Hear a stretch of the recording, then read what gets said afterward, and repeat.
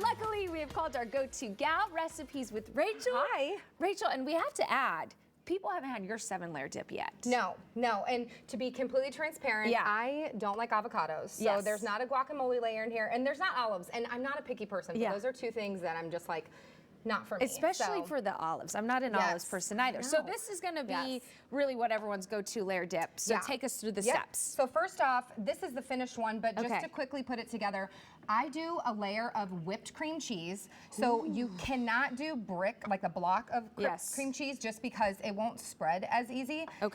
And so you're gonna put this on the bottom, and this kind of holds everything together, so when you get the actual chip going, Yes. it will be all up on the chip and not Okay. falling off and stuff. Perfect. And then my next one that I like to do is I will take, it's refried beans Okay. and salsa. So that kind of gives it this flavor. So it's almost kind of a rotelli, Yes. but it's not. But I also like this. So you can do refried beans. Okay. And again, 7-layer dip is not supposed to be pretty when you first start to put it together. Yes. So it's going to be that So thing noted, where, everyone. Yes, as you start to do it, don't think you're doing anything wrong, because it's not Yes. supposed to be pretty.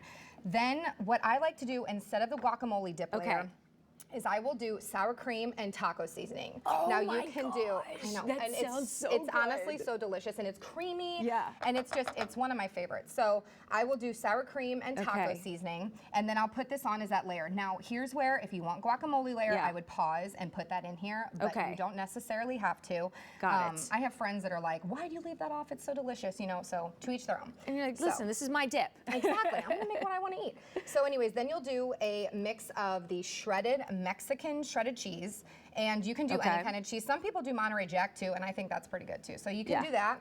And then your next one is gonna be your shredded lettuce. Now you can do fresh romaine, but if you're like in a rush, you just Yeah. get the bag shredded lettuce. And I love the shredded lettuce. me Why does too. it taste better? I don't know I know, why. it's more It just- crisp too. I think. Yes, it does. And then you're gonna do your green onions and your tomatoes. So this is kind of where also, if you want black olives, you can put Yeah. your black olives on there and get it all together. But that's it. That's Just it. quick. It's that easy. Yes, yes. Quick It's and that easy. Yes, and I love it. And so then whenever I serve it, Yeah. I will put a top on this, or Okay. you can serve it in like a casserole dish.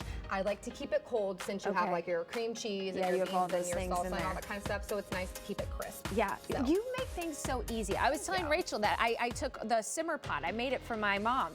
Took it home for the holidays. I love that. Because I feel so crafty in the kitchen Yeah. with your recipes. I love to hear that. Yeah, because I think it's super important to make things accessible and easy. Yeah. Like, you don't want people to have to buy expensive ingredients just to make something once. So if you get something that's versatile, you can Yeah. keep cooking all throughout the week. And it's going to be an easy and delicious Super Bowl, and hopefully a win for whoever you're rooting for. All that information, Recipes with Rachel's right there on your screen. And as always, you can learn further information, kck.com/showme.